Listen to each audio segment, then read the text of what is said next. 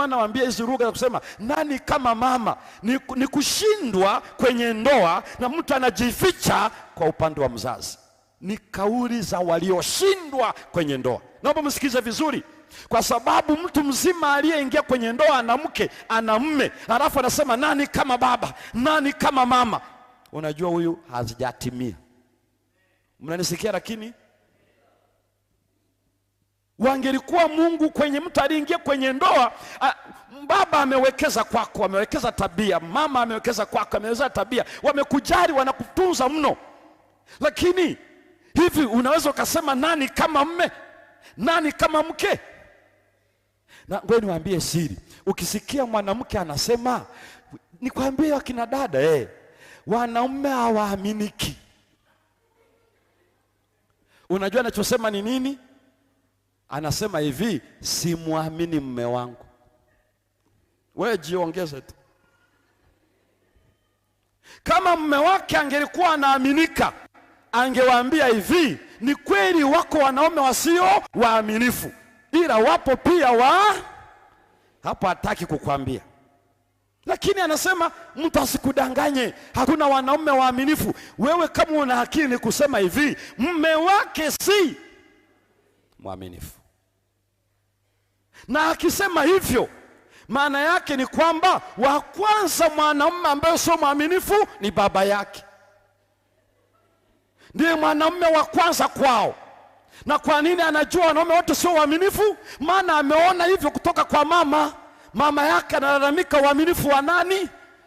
Kwa hiyo alipoolewa naye akakutana na yule mwingine. Kwa hiyo mwisho akasema wanaume hawa, mwanaume wa kwanza ambaye sio mwaminifu baba yake, mwanaume wa pili ni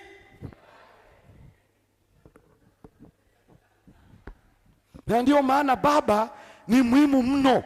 Baba akiwa mwaminifu, takapoingia kwenye upande wa wanaotaka kuingia kwenye ndoa, ukichemsha mwanamume wa kukuoa kama sio mwaminifu, ataathiri watoto.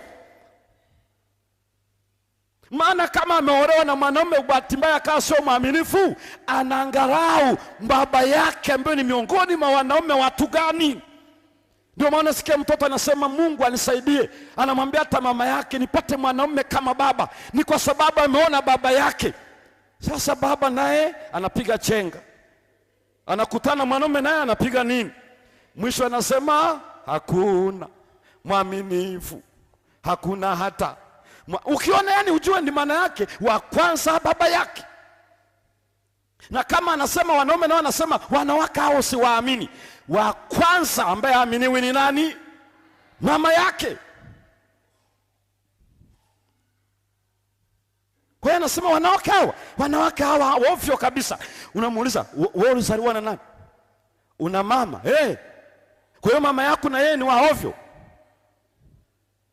Kwa hiyo hizo lugha unazosikia, mtu anajisifia nani kama baba, anajisifia nani kama mama. Kwa nini hawezi jisifia nani kama mume, nani kama mke wangu? Maana yake wameshindwa kwenye mahusiano ya ndoa, sasa wanajibanza kwa wazazi.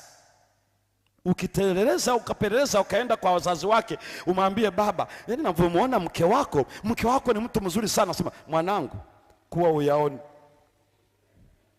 Sasa huyu baba anayelalamika kwa mke wake, eti hapo kuna mtoto anayejitapia mama yake. Ndio nikasema hii yote ni ubinafsi tu. Basi hicho ni cha kwanza. Hakikisha unaelewa, ukitaka kuingia kwenye mahusiano, Mungu amesema cha kwanza, kama unataka kuona kuolewa, waache baba na nani. Anamaanisha mahusiano yenu na wanadamu wenzako, ukianza na wazazi, watoe katikati yako na mwenzi.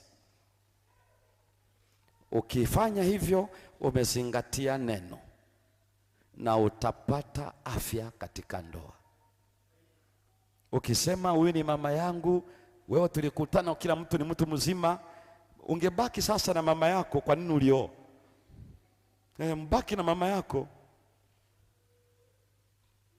Mtu aliyeoa hawezi jivunia, wa kwanza kujivunia anajivunia mama yake, hata kuwa na akili. Huyo Mungu anayesema haya ndiye anayesema waheshimu baba yako na mama yako. Kuna kazi ya mara pa kuanzia. Rekebisha kipaumbele cha uhusiano. Usipokirekebisha ukaruhusu wanadamu wengine na sio mke ama mume, utapata changamoto kubwa katika mahusiano.